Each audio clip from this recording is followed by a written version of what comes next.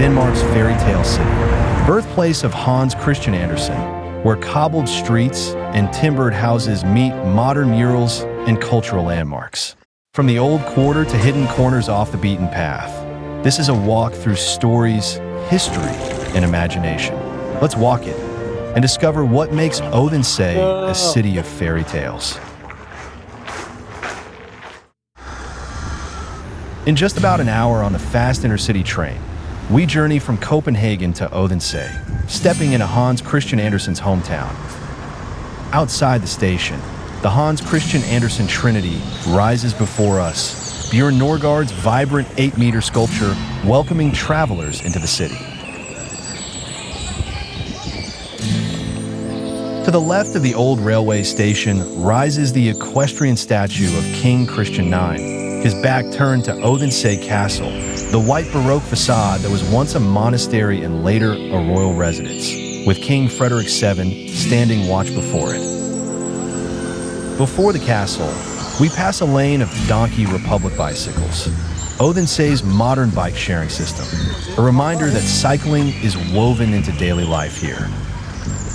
Beyond them stretches Kongens Have, the King's Garden, a formal park of lawns, old trees, and sculptures that invite curiosity, while ducks ripple the ponds. And soon, we find ourselves following Jernbanegade, the railway street, leading us directly toward the city center.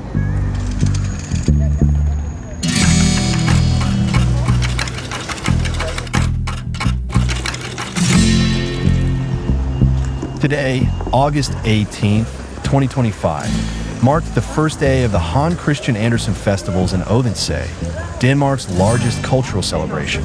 Running through August 24th, the city center transformed into a living fairy tale stage with more than 500 events inspired by Andersen's universe.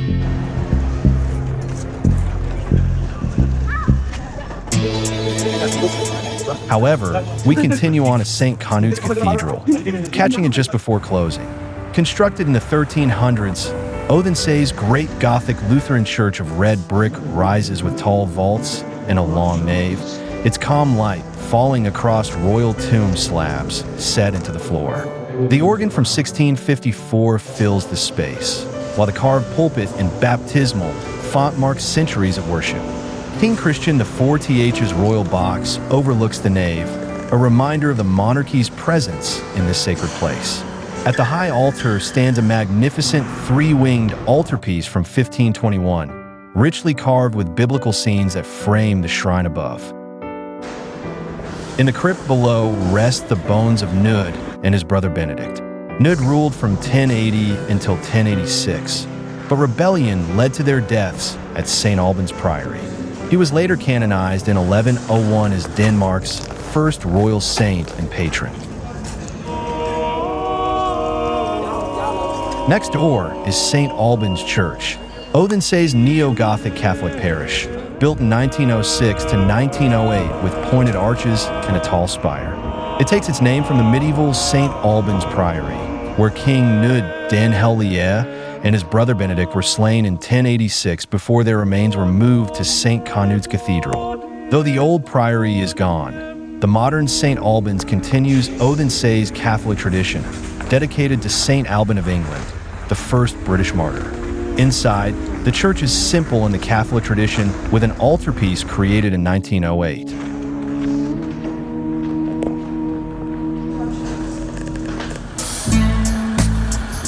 Stepping out of St. Albans, we're right back in Flakhaven Square for quick lunch before moving on.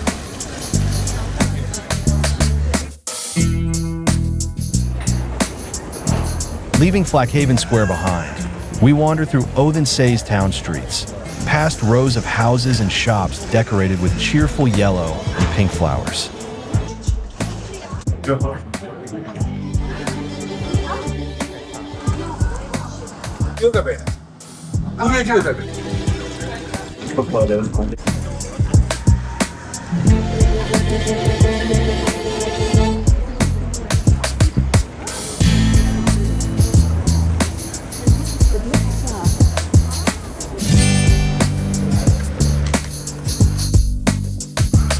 The hustle and bustle of the city slowly fades away as we approach Munke Mose Park, a riverside green space where paths, lawns, and water invite visitors to slow down and relax. Once a haymaking and grazing ground, Munke Mose is now a place for spontaneous outdoor life, with a children's playground, boating and river cruises, a fish ladder that lets wildlife move freely along the Odense River, and sculptures drawn from Andersen's beloved tales.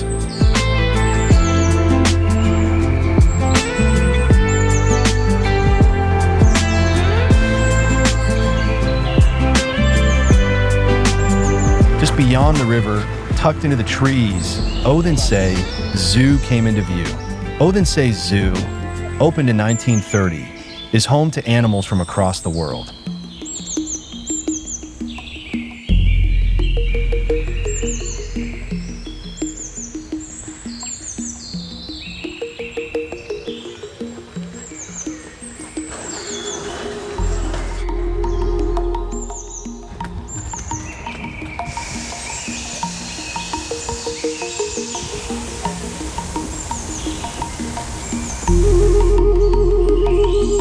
Just FYI, a zookeeper told us that inbreeding is discouraged, and some animals may be euthanized and even dissected publicly for education, a practice accepted locally though controversial elsewhere.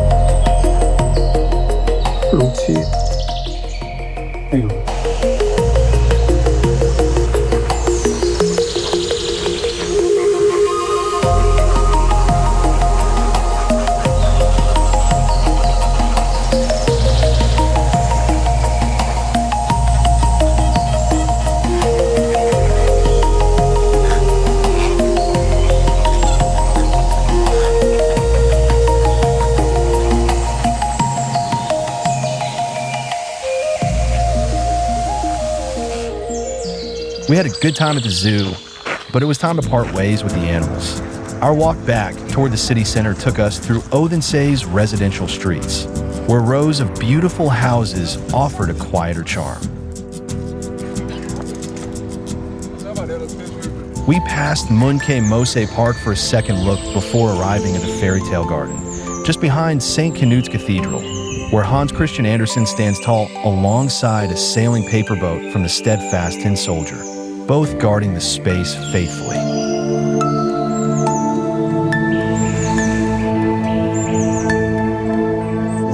By around 6 p.m., we were back at Flakhaven Square, grabbing a quick bite of Denmark's famous smørrebrød open-faced sandwich while enjoying a practice performance of the mythical phoenix bird, setting the stage for the festival night ahead.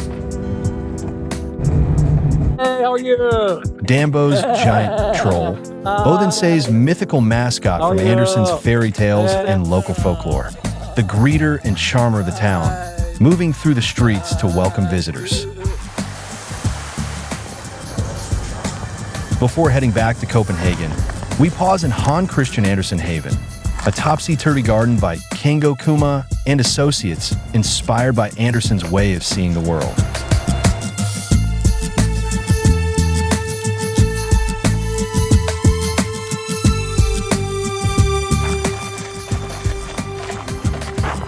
Here, there are no specific fairy tales or sculptures, but a playful green labyrinth with a mirror lake and seasonal plantings, inviting you to wander and sense the shapes, colors, and fragrances of your surroundings. Thoughtfully designed for both sun and shade, the garden transforms with each season. New plants bring fresh colors and moods, and in winter the hedges turn into a soft, transparent wall.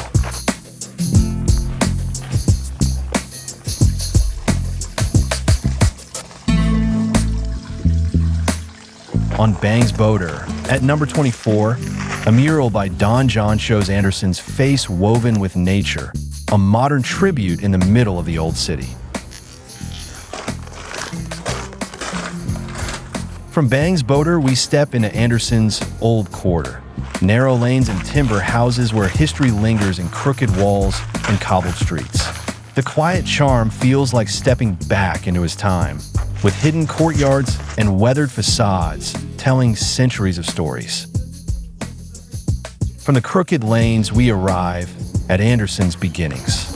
His birthplace, a tiny yellow half-timbered house on Hans Christian Street, marks where he entered the world in 1805. Today, it's preserved as a museum, where you step into modest rooms with yellow-toned walls, simple wooden furniture, and a shoemaker's workshop of his father. After passing the Andersen manhole cover, we turn the corner onto Munke Mose Park, where his childhood house still stands, a place he called home from age 2 to 14, living here with his parents before his journey carried him on to Copenhagen. A modest household that shaped his early years, offering a glimpse of the world he left behind. What began in these modest houses became stories that we will carry on, stories that belong to us all. Thank you for staying with me to the end, and thank you for watching.